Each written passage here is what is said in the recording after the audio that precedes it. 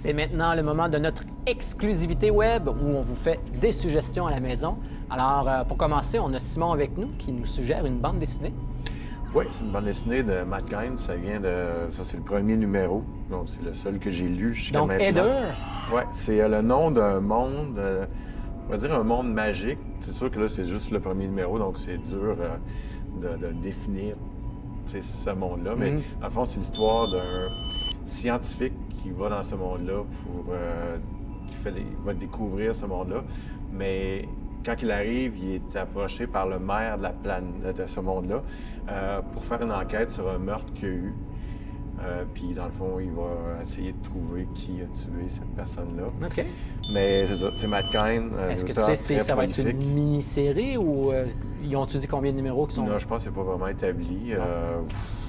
Comme la plupart des autres de Matt Kindt, je dirais au moins une dizaine de numéros. Puis là, Heather, est-ce que c'est pour le nom féminin ou c'est pour comme éther? Tu sais, on parlait souvent... C'est vraiment le nom du monde dans lequel il va. Parce que tu sais, il y avait l'éther, c'était comme, je sais plus si c'était le 5e ou le 6e élément après le feu. L'autre, ça, l'éther, c'était comme supposé ce qui était magique, ce qui était pas... Tu sais pas, hein? OK. Comme je te dis, ça fait qu'un numéro, c'est dur pour c'est l'instant. Ça, hein? Je te fais vite en affaire. Mais l'histoire, ça promet jusqu'à maintenant. Ouais, OK, parfait.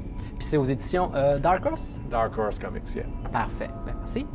Alors, à ton tour, Rémi, tu nous parles de ça, j'adore ça, Métal Hurlant. Alors, vas-y, c'est les 4 premiers numéros, c'est ça? Oui, c'est ça. C'est une anthologie qui recueille plusieurs magazines de Métal Hurlant qui datent des années 70. Puis, en fait, c'est pour donner un peu le goût de découvrir des auteurs européens. Donc, dedans, on retrouve Moebius, Dionnet, puis Druillet, là. Puis vraiment, c'est des histoires trash de science-fiction, même sexy, là, puis assez violent. Oui, bien la nudité et la violence étaient assez présentes dans la publication. Un peu comme mon magazine aussi, là, mais OK. que j'ai pas dit. Donc... Bonne plug, c'est bon, non? Ah oui, puis on reconnaît une des histoires qui a été adaptée d'ailleurs dans Heavy Metal, le film d'animation. Il y a eu un film d'animation au début des années 80 que Ivan Reitman avait produit, puis on voit, là, en tout cas, l'oiseau, là, ça me fait penser à cette histoire-là de Moebius. OK, ouais, ben avec la fille, là, puis... Ouais, c'est ça. J'ai oublié le nom, en tout cas. Ouais, moi non plus, je me souviens pas du nom, mais... Bon. Ben, c'est intéressant, puis je vois qu'il y a du noir et blanc, puis de la couleur aussi. Oui, c'est ça dépend. Il y a aussi eux qui ont collaboré, mais il y a aussi d'autres auteurs connus comme Tardy puis Gottlieb qui étaient des fois là, passagers. Ouais. Il amenait comme un autre univers, mais il touchait un peu à la science-fiction, en tout cas. Gottlieb qu'on connaît pour Bric-à-Brac, c'est ça? Oui, c'est ça. Il y a un humour assez fou, flyé, là.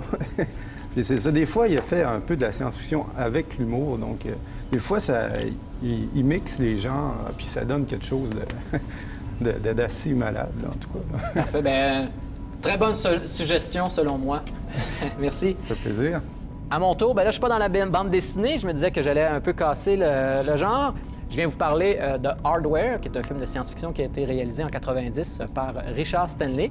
On reste quand même dans l'univers de la bande dessinée parce que au niveau du look, hein, le genre post-apocalypse, ce que j'appelle post-new, que pour les années 80, c'était quand même très inspiré de la bande dessinée, autant Heavy Metal que 2000 AD, qui est une revue comme un peu Métal Hurlant, qui publiait de la bande dessinée, mais d'où on a connu d'ailleurs Judge Dredd, donc c'était en anglais. Donc c'est assez simple, on est dans un monde post-apocalyptique et il y a un artiste sculpteur qui se fait donner des pièces détachées de robots, tout ça, et le robot se reconstitue par lui-même et tente de tuer la jeune fille. Bien, la séquestre premièrement dans son appartement et tente de tuer la jeune fille dans son appartement. Donc c'est une espèce de ce que j'appelle moi un cyber-slasher, hein? Comme les slashers, mais version science-fiction. Donc, Richard Stanley, c'est un réalisateur vraiment intéressant, mais qui n'a pas eu une longue carrière. Il continue à faire du documentaire, mais disons en long métrage. Il a été évincé du tournage de l'île du Docteur Moreau, puis après ça, il a un peu disparu de la carte, si je peux dire.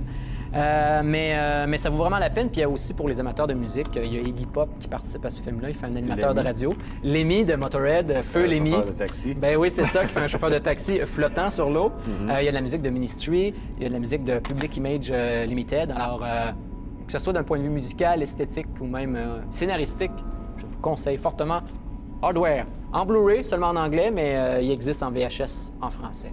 C'est-tu une réédition, ça? Je sais pas trop, ou c'est comme... Bien, il a été réédité parce que oui, en 90, évidemment, il n'y a pas de Blu-ray, mais, mais c'est Severin, il republie, il réédite souvent des vieux films comme ça, des films cultes. Okay.